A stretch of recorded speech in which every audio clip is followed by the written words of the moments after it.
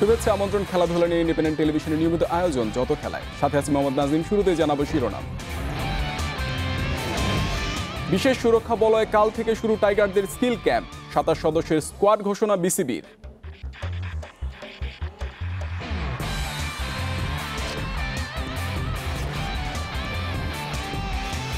বিসিবিকে অপেক্ষায় রেখেছে শ্রীলঙ্কা, শুরুর আগেই শেষ টাইগারদের ম্যাকমিলান অধ্যায়।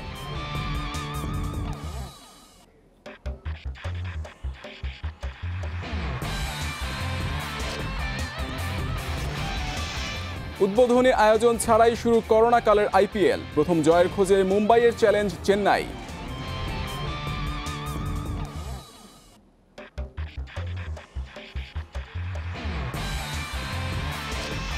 কাল ইশতেহার ঘোষণা সম্মিলিত পরিষদের, ফুটবলকে এগিয়ে নেয়ার রূপরেখা দেবেন সালাউদ্দিন।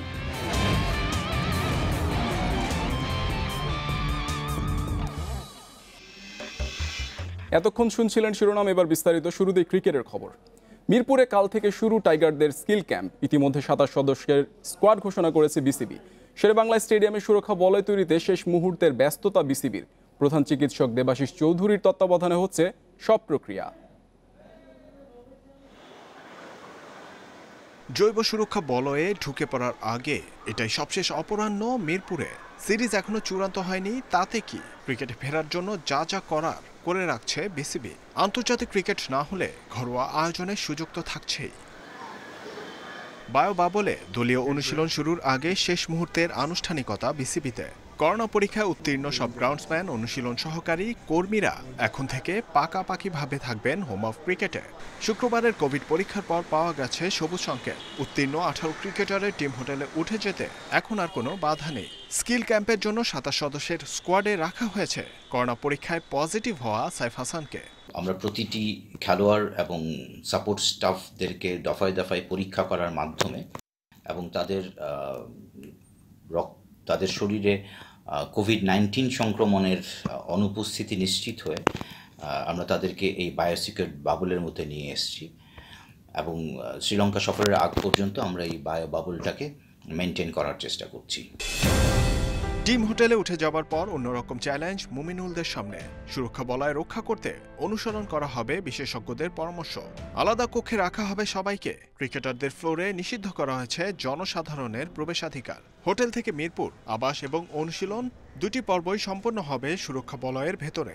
এই যে সুরক্ষা বলয় অর্থাৎ বাবল, এর আওতায় খেলোয়াড়দের অবস্থানকালীন যে হোটেল, রেস্টুরেন্ট, যে ভেহিকেল দিয়ে তারা মাঠে যাওয়া আসা করবে, সেটা জিম, সুইমিং পুল অর্থাৎ training facilities, medical treatment room, এই সবই এই বাবলের আওতায় থাকবে। শ্রীলঙ্কা সফরের আগে মোট 4 দফায় করোনা পরীক্ষা করার পরিকল্পনা বিসিবির। জহিরুল ইসলাম, ইন্ডিপেন্ডেন্ট নিউজ, ঢাকা। টাইগারদের শ্রীলঙ্কা সফর এখনও ঝুলে আছে। এমন সময় আরেকটি দুঃসংবাদ, বাবার মৃত্যুতে বাংলাদেশের ব্যাটিং পরামর্শক হতে আসছেন না ক্রেগ ম্যাকমিলান, জানিয়েছেন বিসিবি প্রধান নির্বাহী নিজাম উদ্দিন চৌধুরী। তবে খুব তাড়াতাড়ি দলের সঙ্গে যোগ দেবেন spin bowling coach Daniel Vettori. Tiger ব্যাটিংকে কম সময়ে বদলে দেওয়ার পর আকস্মিক বিদায় বলেছিলেন নেইল ম্যাকেঞ্জি। দ্রুত উত্তরসূরি খুঁজে বিসিবিও শূন্যতা পূরণ করেছিল, কিন্তু দুর্ভাগ্যই বলতে হবে শুরুর আগেই শেষ হলো ক্রেগ ম্যাকমিলান অধ্যায়। কিছুদিন আগে বাবার মৃত্যুতে ভেঙে পড়েছেন তিনি। সে কারণে আপাতত ব্যস্ত সূচির চাপ নিতে চান না ব্ল্যাক ক্যাপস ব্যাটিং বিশেষজ্ঞ।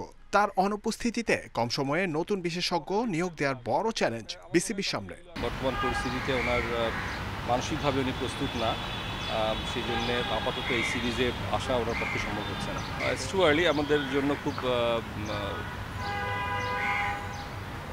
তাড়াতাড়ি হয়ে যাবে কোনো সিদ্ধান্ত নেয়। তবে অবশ্যই আমাদের তো একজন অল্টারনেট দেখতে হবে, তো আমাদের চেষ্টা থাকবে যত তাড়াতাড়ি সম্ভব আমাদের ন্যাশনাল টিমের জন্য একজন ব্যাটিং কনসালটেন্ট বা ব্যাটিং কোচ নেওয়া।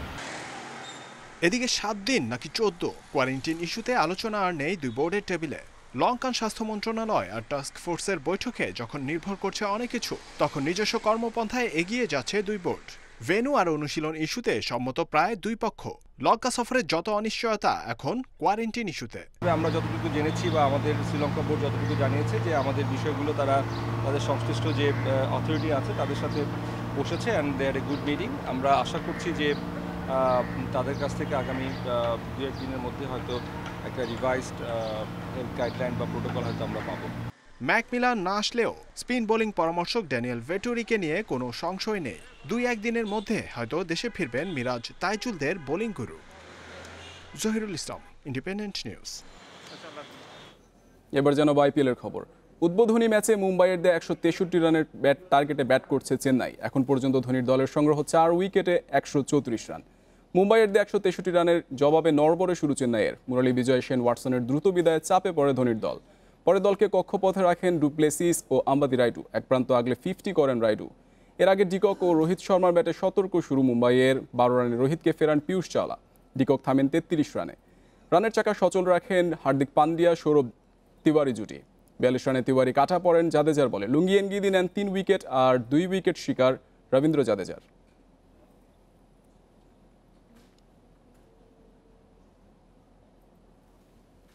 বাফুফে নির্বাচন প্রসঙ্গ।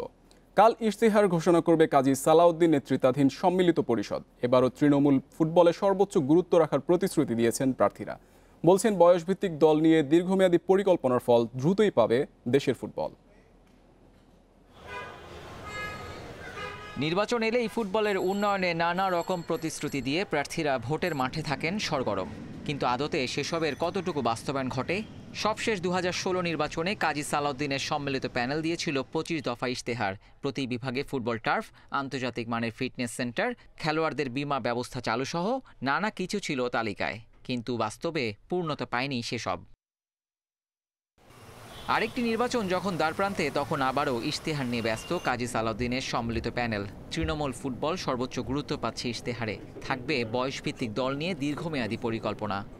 আমরা হয়তো চেষ্টা করছি ফুটবল উন্নয়নের জন্য যে কাজগুলি আমাদের করা দরকার সেগুলিকে সামনে রেখে আমরা আমাদের ইশতেহার তৈরি করছি। আশা করছি যে আমাদের প্যানেল পরিচিতি অনুষ্ঠানে আপনারা সেটা পাবেন। নিচের দিকে লিগগুলোকে যদি জোর দেওয়া যায় এবং বয়সভিত্তিক দল নিয়ে যদি কাজ করা যায়, তা আমার বিশ্বাস যে বাংলাদেশে আসলে প্রতিভার কিন্তু অভাব নেই। এই প্রতিভাগুলো বেরিয়ে আসবে, তাদের একটা প্ল্যাটফর্ম দরকার। এইগুলো নিয়মিত করলে তারা একটা প্ল্যাটফর্ম পাবে।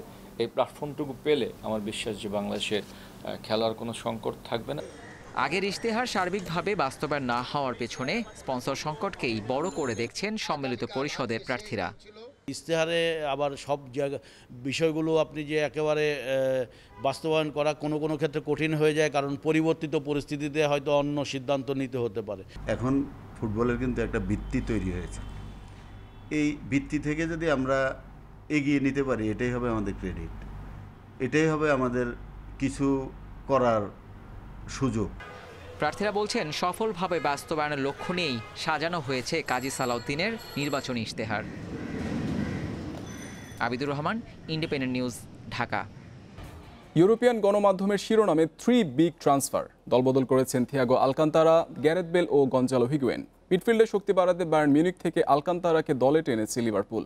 রিয়ালে ব্রাত্য হয়ে পড়া গ্যারেথ বেলের অন্তর্ভুক্তিতে টটেনহ্যামের ঐতিহ্য ফিরবে বিশ্বাস ইপিএল সংশ্লিষ্টদের। আর 13 বছর পর ইউরোপে আলো ছড়ানোর পর মেজর সকার লিগে নতুন চ্যালেঞ্জ নিতে প্রস্তুত হিগুয়েন। আলকান্তারাকে নেয়ার আশা পূরণ হয়েছে লিভারপুলের। চ্যাম্পিয়ন্স লিগ জয়ী তারকাকে পুরো সামারে পাবে অল রেডস। 25 মিলিয়ন পাউন্ডে স্প্যানিয়ার্ডের সাথে 4 বছরের চুক্তি করেছে ইংলিশ লিগ চ্যাম্পিয়নরা। এই মুহূর্তের জন্য অপেক্ষা করছি অনেক দিন। লিভারপুলে আসতে পেরে আমি খুশি। এখন যত দ্রুত সম্ভব এই দলের সঙ্গে মানিয়ে নেওয়ার চেষ্টা করব। অবশেষে রিয়াল সাইড বেঞ্চে ক্লান্তি কাটছে বেলের। 1 বছরের জন্য ধারে পুরনো ডেরা টটেনহ্যামে ফিরছেন ওয়েলসম্যান। বেলকে নিয়ে ক্ষান্ত হয়নি স্পার্স। রক্ষণের শক্তি বাড়াতে রেগুইলনকেও এনেছেন মরিনিও।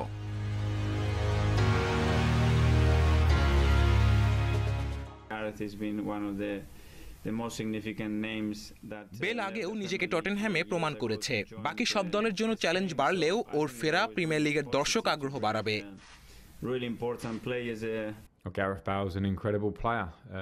বেল অসাধারণ ফুটবলার, ওর মতো প্রতিভাবান দলে থাকলে চ্যাম্পিয়ন্স লিগ স্পট নিশ্চিতে সহজ হবে টটেনহ্যামের। 13 বছর ইউরোপে কাটিয়েছেন, রিয়াল, নাপোলি, ইউভেন্টাসে আলো ছড়িয়েছেন। সেরিয়া ছেড়ে হিগুয়েনের নতুন গন্তব্য মেজর লিগ সকার, যোগ দেবেন ডেভিড বেকহামের ক্লাব ইন্টার মিয়ামিতে। ইউরোপিয়ান লিগে দুর্দান্ত সময় কাটিয়েছি, দলের সাফল্যে নিজের শতভাগ দেওয়ার চেষ্টা করেছি। মেজর লিগ সকারেও ছন্দ ধরে রাখতে চাই। অক্টোবরের 5 তারিখ শেষ হচ্ছে ট্রান্সফার উইন্ডো, শেষ চমক দিতে প্রস্তুত ইউরোপিয়ান ক্লাবগুলো। Muhammad Nazim, independent news. করোনার কারণে 2 দফা পিছিয়ে অক্টোবরে নিয়ে যাওয়া হয়েছে বিশ্বকাপ বাছাই পর্ব। ফিফা সভাপতির কাছ থেকে অনুমতি পাওয়ার পরে দল ঘোষণা করেছে ব্রাজিল, আর্জেন্টিনা। নেইমারকে কেন্দ্র করে পরিকল্পনা সাজাচ্ছে সেলেসাওরা, আর কাতার বিশ্বকাপে আলবি সেলেস্তেদের প্রজেক্টের মূল স্তম্ভ মেসি। করোনার কারণে থেমে থাকা ক্রীড়াঙ্গন এখন পুরোপুরি সচল। ক্রিকেট, ফুটবল, টেনিস আটকে নেই কোনো খেলা। সেই ধারায় 2022 কাতার বিশ্বকাপের বাছাই পর্বের স্থবিরতাও কাটতে যাচ্ছে। 5 বারের বিশ্ব চ্যাম্পিয়ন ব্রাজিল বাছাই পর্বের 2টি ম্যাচের জন্য স্কোয়াড ঘোষণা করেছে। পিএসজির হয়ে মাঠে মারামারির কারণে নেইমার 2 ম্যাচ নিষিদ্ধ হলেও জাতীয় দলে খেলতে কোনো বাধা নেই। শাস্তি প্রযোজ্য ক্লাবের ম্যাচে। দলে আছেন আরেক বড় তারকা কুতিনিও। 9 অক্টোবর বাছাই পর্বের প্রথম ম্যাচে বলিভিয়ার মুখোমুখি হবে ব্রাজিল। 4 দিন পর খেলবে পেরুর বিপক্ষে। দল নিয়ে আমি খুশি। নেইমার ভালো ফর্মে আছে। ম্যাচে সে সবসময়ই ব্রাজিলের হয়ে গুরুত্বপূর্ণ ভূমিকা রাখে। শারীরিকভাবেও সে ফিট এখন। আর্জেন্টিনাও দল ঘোষণা করেছে। দলের স্বস্তি থাকছেন লিওনেল মেসি, তবে তাকে মাঠে নামতে হবে 2 বন্ধু ডি মারিয়া আর সার্জিও আগুয়েরোকে ছাড়াই। প্রথমজন করোনার সঙ্গে যুদ্ধ করছেন, আর দ্বিতীয়জন হাঁটুর চোটে মাঠের বাইরে। আগুয়েরোকে নতুন মৌসুমের প্রথম 2 মাস থাকতে হচ্ছে বিশ্রামে, যে কারণে প্রিমিয়ার লিগেও তাকে পাচ্ছেন না গার্দিওলা। ইনজুরি যেহেতু হয়েছে, তাকে সুস্থ হতে পুরোপুরি সময় দিতে হবে। সে নিজে মাঠে ফেরার চেষ্টা চালাচ্ছে। আশা করি 2 মাসের মধ্যে খেলায় ফিরতে পারবে। 8 অক্টোবর ইকুয়েডরের বিপক্ষে ম্যাচ দিয়ে লড়াই শুরু করবে আর্জেন্টিনা। 5 দিন পর মুখোমুখি হবে বলিভিয়ার। Farzana Yasmin, independent news. এই ছিল আজকের যত খেলায়। ইন্ডিপেন্ডেন্ট টেলিভিশনের সব খবর আরও বিস্তারিত জানতে চোখ রাখুন ইউটিউব, ফেসবুক, টুইটারে। আমন্ত্রণ পরের আয়োজনে।